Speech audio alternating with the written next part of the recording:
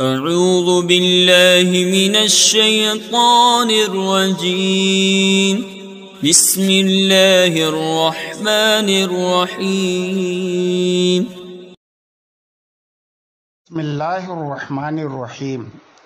میں مجاہد حسین رضوی، استاذ دارالعلوم غریب نواز الہ آباد، درجہ خامسہ کے متعلمین سے مخاطب ہوں اور سراجی فی المیراث کا درس دینے جا رہا ہوں۔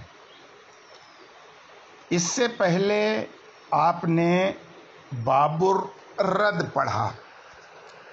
باب الرد کے بعد اگر آپ کتاب دیکھیں گے تو آپ کو پتہ چلے گا کہ اس کے بعد باب مقاسمۃ الجد ہے، لیکن یہ باب آپ کے نصاب میں شامل نہیں ہے، اور نصاب میں اس لیے شامل نہیں ہے کہ وہ مقاسمہ مفتہ بہ قول کے مطابق نہیں ہے۔ آپ اس سے پہلے پڑھ چکے ہیں کہ باپ کی موجودگی میں بنو العیان والعلات یعنی سگے بھائی، علاتی بھائی، سگی بہنیں، علاتی بہنیں سب محروم ہو جائیں گے، اور اگر دادا موجود ہو تو بھی امام اعظم کے ہاں سب محروم ہو جائیں گے۔ باپ کی جگہ دادا موجود ہو تو بھی محروم ہو جائیں گے، لیکن باپ کے بجائے اگر دادا موجود ہو تو امام ابو یوسف رحمۃ اللہ علیہ کا قول یہ ہے کہ دادا کے ساتھ ان سگے بھائیوں بہنوں کو، علاتی بھائیوں بہنوں کو حصہ ملے گا۔ تو تقسیم کی ضرورت ان کے مسلک کے مطابق ہے، مفتہ بہ مسلک کے مطابق نہیں ہے، اس لیے وہ باب نصاب میں شامل نہیں ہے۔ تو اب اس سے اگلا باب آج ہمیں پڑھانا ہے، باب المناسخہ۔ یہ مسئلہ ایسا ہے جس مسئلے کو سمجھنے کے لیے یا بنانے کے لیے اس سے پہلے جتنے ابواب آپ نے پڑھے ہیں اور ان ابواب میں جو باتیں آپ نے پڑھی ہیں، ساری باتوں کا ذہن میں استحضار ضروری ہے۔ باب المناسخہ، مناسخہ کا کیا مطلب ہے؟ مناسخہ کا مطلب یہ ہوتا ہے کہ کسی کا انتقال ہوا اور وارثین نے اپنے مورث کی مابین میراث کی تقسیم نہیں کی کہ اس سے پہلے ہی کسی وارث کا انتقال ہو گیا، اور اس میت کے ورثہ اس کی وراثت کے حصے دار ہو گئے، اور بسا اوقات یہ سلسلہ بہت طویل ہو جاتا ہے، اور تب طویل ہو جاتا ہے جب فیملی کئی پیڑھی تک جوائنٹ رہ جاتی ہے، آپس میں بٹوارا نہیں ہوتا۔ بہرحال تو مناسخہ کا مطلب یہ ہوتا ہے کہ کبھی کبھی مورث کے وراثت کے سے جو ملنے والا حصہ ہے وہ تقسیم سے پہلے ہی میراث بن جاتا ہے۔ مناسخہ کے مسئلے کو سمجھنے کے لیے چند اصول کو ذہن میں رکھنا ضروری ہے یا برتنا ضروری ہے۔ جب آپ کو مناسخہ کا مسئلہ بنانا ہو تو سب سے پہلا کام یہ کریں گے کہ ہر میت کے وارثین کو اس کے نیچے لکھیں گے، اور میت کی ترتیب وہی رہے گی جو ان کی موت کی ترتیب ہے. پہلے نمبر پہ جس کا انتقال ہوا ہے پہلے نمبر پہ رکھیں گے آپ. اس کے بعد اس کے نیچے وارثین کا تذکرہ کریں گے. اور چونکہ یہاں پر کئی بطن ایک ساتھ مذکور ہوتے ہیں تو ابن بنت زوجہ لکھنے سے کام نہیں چلے گا، بلکہ پریشانی کھڑی ہو جائے گی. اس لیے یہاں پر سارے میت اور ان کے ورثہ کا آپ کو اصلی نام لکھنا پڑے گا، تبھی آپ کو سہولت رہے گی. میت نمبر 1 کے وارثین کو تفصیل سے لکھنے کے بعد، جیسے آپ مسئلہ بناتے ہیں کہ ایک لکیر کھینچتے ہیں اور دائیں طرف اوپر میت کا نام لکھتے ہیں اور لکیر کے نیچے ان کے وارثین کا ذکر کرتے ہیں. تو میت نمبر 1 کا نام لکھیے، پھر لکیر کھینچیے، لکیر کے نیچے اس کے وارثین کا نام لکھیے، اور پھر کون کیا رشتہ رکھتا ہے میت سے یہ لکھیے. مثلا ایک نام لکھا آپ نے نسیم، تو اب لکھیے یہ ابن ہے، ابن الابن ہے، اب ہے، اخ ہے، وہ لکھیے. اسی طرح سے اب دوسرے نمبر پہ آپ دوسرے میت کا نام لکھیے اور اس کے وارثین کا نام لکھیے. لیکن دونوں میت کی جو لکیریں ہیں ان کے بیچ تھوڑا آپ 4-6 سطر کا فاصلہ رکھیے تاکہ آگے حساب بنانے کے لیے آپ کو معقول جگہ مل سکے. نمبر 3، مورث اعلی یا اس کے بعد کے وارثین میں سے جو زندہ نہ ہوں ان کے نام کے نیچے آپ یو کی شکل کا ایک نشان لگا دیجئے تاکہ پتہ چل سکے کہ اب اسے حصہ نہیں دینا ہے، اس کی موت واقع ہو چکی ہے. چوتھے نمبر پر آپ کو یہ کرنا ہے کہ سب سے پہلے مورث اعلیٰ کی میت کی لکیر کھینچ کر اس کے نیچے اس کے ورثہ ماں ناموں کے لکھ دیجئے، اور لکیر کی بائیں جانب اوپر لکیر کھینچ کر اس کے سب سے پہلے مورث اعلیٰ کی میت کی لکیر کھینچ کر اس کے نیچے اوپر مورث اعلیٰ کا نام لکھیے، اور ماقبل میں جو اصول پڑھ چکے ہیں اس کے مطابق مسئلہ بنائیے. اور اگر مسئلہ بنانے کے بعد اصول کے مطابق کسی فریق کے حصے میں کسر واقع ہو تو تصحیح بھی کر دیجیے، اور جب تصحیح ہو گئی تو ہر وارث کا حصہ ان کے نام کے اس کے نام کے نیچے لکھ دیجیے. بات ختم ہو گئی. اب آپ جو ہے میت ثانی کا مسئلہ بیان کریے.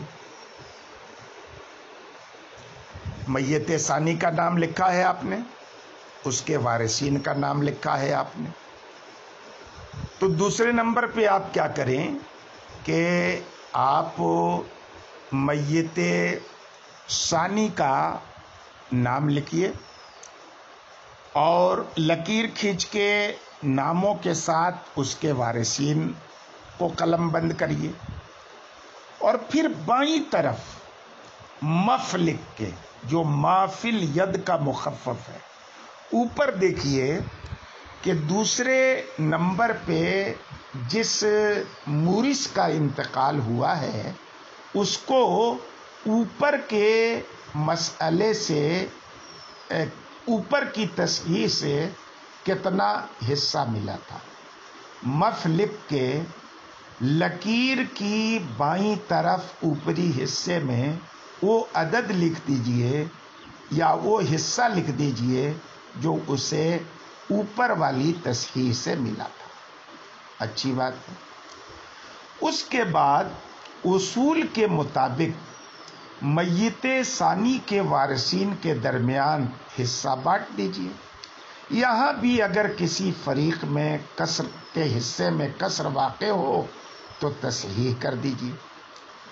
जब वो तस्हीह हो जाए, चाहे जिस अदद से आपने मसला बनाया है वही तस्हीह हो जाए या बाद में तस्हीह करें आप, तो अब आपको देखना है कि जो ये दूसरे मय्यत की तस्हीह है उसमें और इस दूसरे मय्यत को ऊपर से जो हिस्सा मिला है जिसको माफिल यद के बाद या मफ के बाद आपने तहरीर किया है, दोनों के दरमियान कौन सी निस्बत है।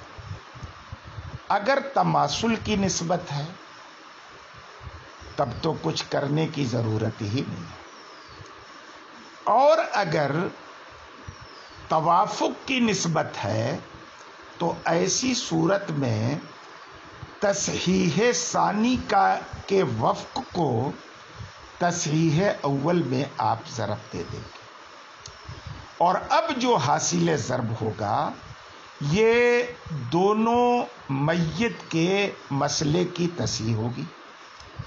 और अगर दोनों के बीच तबायुन हो तो फिर तस्हीह सानी के कुल को आप तस्हीह अव्वल में ज़रब दे दीजिए और हासिल ज़रब को दोनों मसले की तस्हीह कीजिए।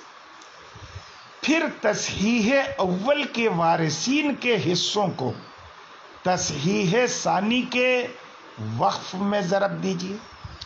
अगर दोनों के दरमियान तवाफुक था और तस्हीह सानी के वफ़्क़ को आपने ज़रब दिया है तो तस्हीह सानी के वफ़्क़ में ज़रब दीजिए आप तस्हीह अव्वल के से मिले हुए मय्यते अव्वल के वारिसीन के हिस्सों को।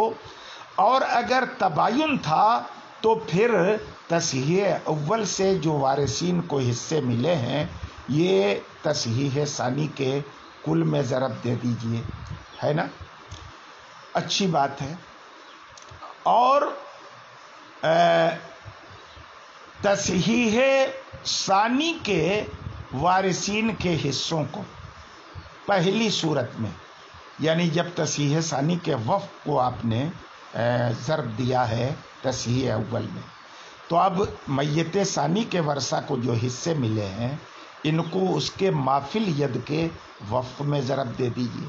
और दूसरी सूरत में, यानी जब तस्हीह सानी और माफिल यद में मुबायनत हो तो फिर तस्हीह सानी से मिले हुए इसके वारिसीन के हिस्सों को पूरे माफिल यद में ज़रब दे दीजिए।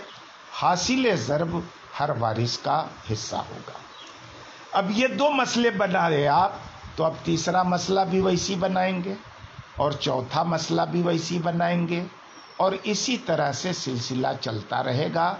जो भी मसला बनाएंगे आप तस्हीह में और माफिल यद में निस्बत देखते रहेंगे। तमासुल है तो कुछ करने की ज़रूरत नहीं, तवाफुक या तबायुन है तो तवाफुक की सूरत में इस तस्हीह के वफ़्क़ को तस्हीह अव्वल में ज़रब देना है और तबायुन है तो कुल को तस्हीह अव्वल में ज़रब देना। ज़रब देने के बाद अब इससे ऊपर के जो वारिसीन हैं उनको इस तस्हीह के जिसमें का अमल जारी है अभी, इस तस्हीह के वफ़्क़ या कुल में हस्ब दस्तूर ज़रब देना है और इस अखीर वाले मय्यत के वारिसीन के हिस्सों को इनके माफिल यद के वफ़्क़ में या कुल में जो भी सूरत हो ज़रब देना है, तो इसके वारिसीन का हिस्सा निकल जाएगा। पांचवी बात यह है कि अगर बिलफर्स जो दूसरा मय्यत है اس کے وارثین بھی وہی ہیں جو میت اول کے وارثین ہیں، اور استحقاق کا درجہ بھی برابر ہے، تو اب اس میت کو دوبارہ لکھنے کی ضرورت نہیں ہے۔ مثلا ایک آدمی مرا، اس نے 2 بیٹا اور 2 بیٹی چھوڑی، 2 بیٹا اور 2 بیٹی چھوڑی، تو اب ایسی صورت میں مسئلہ کیسے بنے گا؟ 6 سے بنے گا، 2 بیٹوں کو ملیں گے اور 1 بیٹیوں کو ملے گا، ہے نا؟ اچھی بات ہے۔ اب ان 2 بیٹوں میں سے 1 بیٹے کا تقسیم سے پہلے انتقال ہو گیا، اور اس کا ان بھائیوں بہنوں کے علاوہ، یعنی 1 بھائی اور 2 بہن کے علاوہ کوئی دوسرا وارث نہیں، تو استحقاق بھی وہی للذکر مثل حظ الانثیین، اور وارثین بھی وہی جو پہلی جگہ ہیں، تو ایسی صورت میں اب یہ دوسرے اس ابن کو لکھنے کی ضرورت نہیں ہے، بلکہ مانا جائے گا کہ وہ کأن لم یکن ہے، اور مسئلہ ایسی صورت میں 4 سے بنا کے 2 بیٹا کو اور 1 بیٹی کو دے دیں گے، اور یہ ابن جس کو آپ نے 2 دیا تھا 6 سے مسئلہ بنانے کی صورت میں اس کو مان لیں گے کأن لم یکن، گویا کہ یہ تھا ہی نہیں۔ 6 نمبر پہ آپ کو کیا کرنا ہے کہ جب